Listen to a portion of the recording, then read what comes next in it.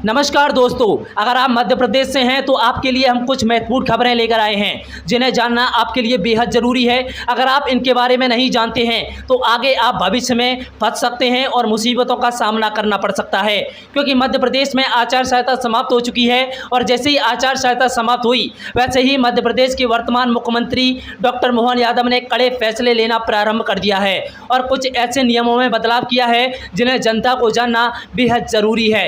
MP में लोकसभा चुनाव के परिणाम आ चुके हैं। मध्य प्रदेश में बीजेपी ने सभी 29 लोकसभा सीटों पर एक तरफा जीत दर्ज कराई है।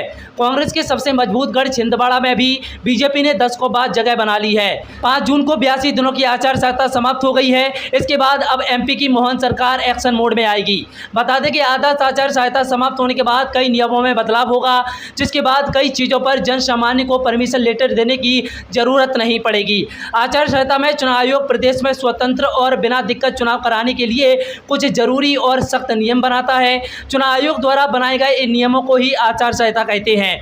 लोकसभा और विधानसभा चुनाव के दौरान इन नियमों का पालन करना सरकार, नेता और राजनीतिक दलों की जिम्मेदारी होती है। इनको तोड़ने पर कड़ी कार्रवाई भी की जाती है।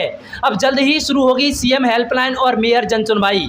मध्य प्रदेश सरकार की महत्वपूर्ण योजना सीएम हेल्पलाइन और मेयर जन सुनवाई की प्रक्रिया आचार संहिता के कारण रोक दी गई थी। इसे अब लोकसभा के परिणाम आने के बाद फिर से बहाल कर दिया जाएगा, क्योंकि अब 5 जून से आचार संहिता समाप्त हो चुकी है। प्रतिबंध वाले नियमों पर कोई मनाही नहीं होगी। इसके अलावा 10,000 से ज़्यादा की संख्या में भोपाल शहर में हथियारों को सस्पेंड किया गया था। यह नियम चुनाव की आचार संहिता के खत्म होने तक लागू रहता है, जो अब समाप्त हो चुका है। इसके साथ ही सरकारी अधिकारियों और कर्मचारियों की छुट्टियों पर जो रोक लगी थी वह भी हटा दी गई है। इसके बाद वे छुट्टियां आसानी से ले पाएंगे। इसके बाद अवैध कॉलोनियों पर होगा एक्शन, चलेगा बुलडोजर। लोकसभा चुनाव की आदर्श आचार संहिता समाप्त होने के बाद अब एमपी में मोहन सरकार की अवैध कॉलोनियों पर सख्त कार्रवाई शुरू हो चुकी है। चौंकाने वाली बात यह है कि पहले से दिए गए सरकारी आदेशों के बाद भी एमपी के भोपाल शहर और आसपास के इलाकों में महज 1.5 साल में 250 नई अवैध कॉलोनियां बनाई जा चुकी हैं। सीएम मोहन ने इसे लेकर सख्त शब्दों में कहा है कि मध्य प्रदेश में कोई भी अवैध गतिविधि संचालित करने वालों पर सख्त कार्रवाई की जाएगी।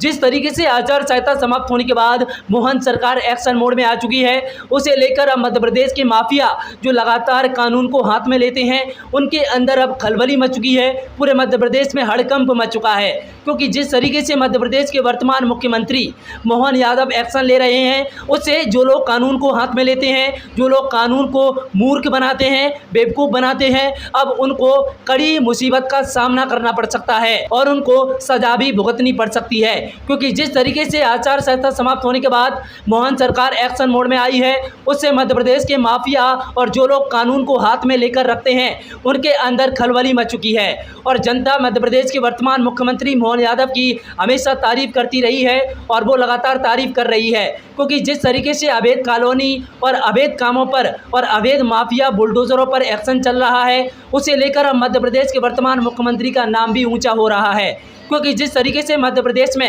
कानून व्यवस्था खराब नहीं हो पा रही है, उसका कारण मध्य प्रदेश की सरकार है।